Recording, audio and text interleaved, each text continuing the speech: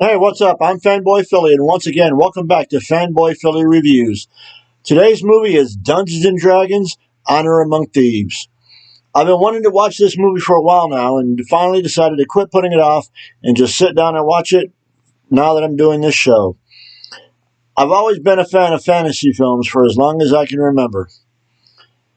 This movie stars Chris Pine, Michelle Rodriguez, and Hugh Grant. I've never really played the game, even though both my sons have tried to get me to play.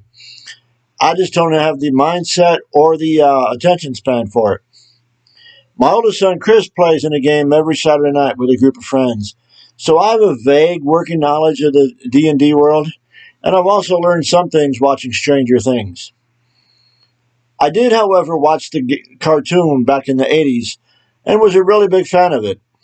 I also really liked the 2000 films starring Justin Whalen, Marlon Wayans, Jeremy Irons, and Thora Birch. I will say when I started watching Honor Among Thieves, I at first found it kind of hard to get into, and I wasn't sure if it was going to be one I was going to like. I thought it started out a little weak as far as being able to grab my attention, but at some point, and I really can't even tell you when, it was like a switch was flipped, and I was into it. The characters suddenly started making sense to me, the story started picking up, and I finally started being able to follow what was going on.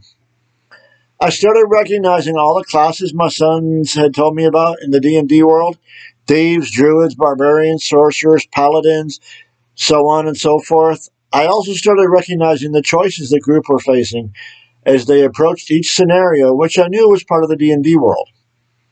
Chris Pine, I thought, did well as he led the cast as Edgin, the thief who was once a harper, a secret order that takes an oath to pursue justice and freedom throughout the land.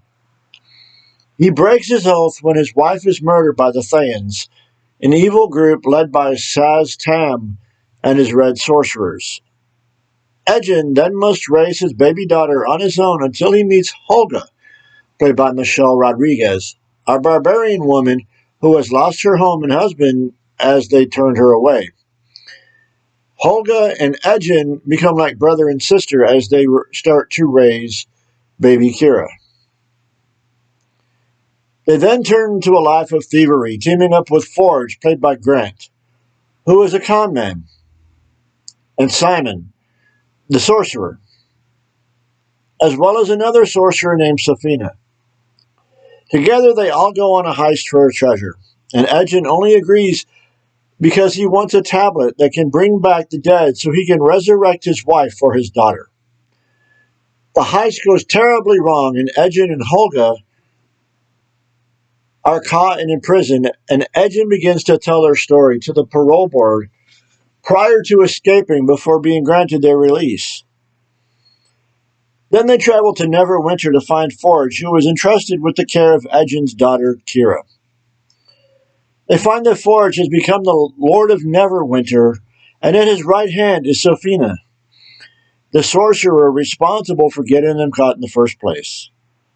We find that Forge was working together with Safina since the beginning, setting up the others in his quest for power and riches.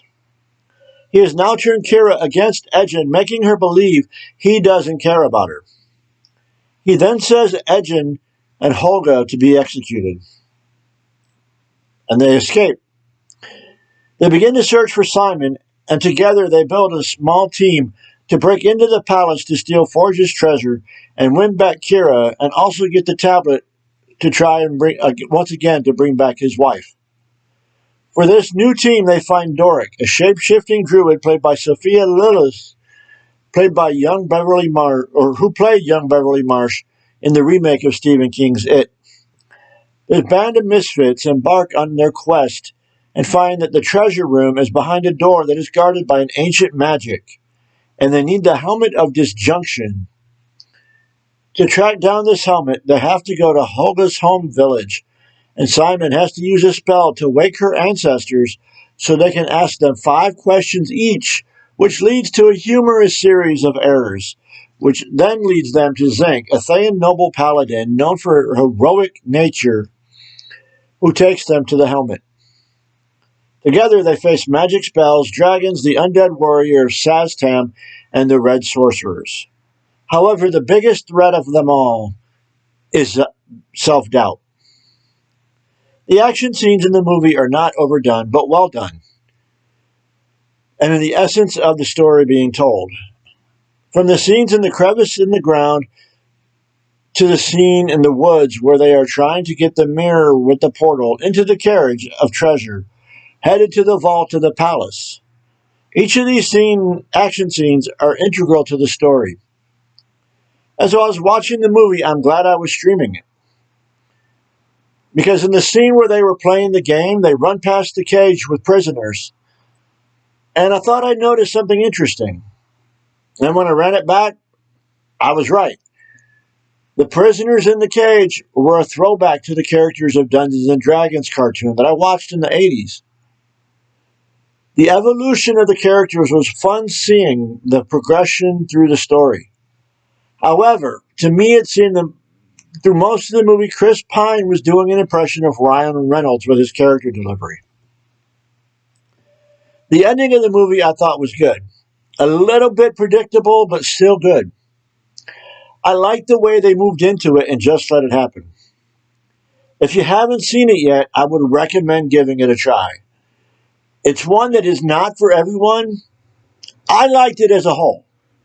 As I said before, it took a while to get into it, but it was enjoyable in the end, and it was a good movie. I also recommend going back and watching the 2000 movie as well. There's no connection to this movie, but it's still good in its own right, and I thought it was really good back when I saw it. Thank you again for joining me, and if you like this video, please hit the like button, and don't forget to subscribe. Also, ring that notification bell so you can know when my next review is posted. I'll be watching another movie soon and letting you know what I think. Until then, take care of yourselves and be good to those you love. Until then, goodbye. Have a good time. I'll see you later.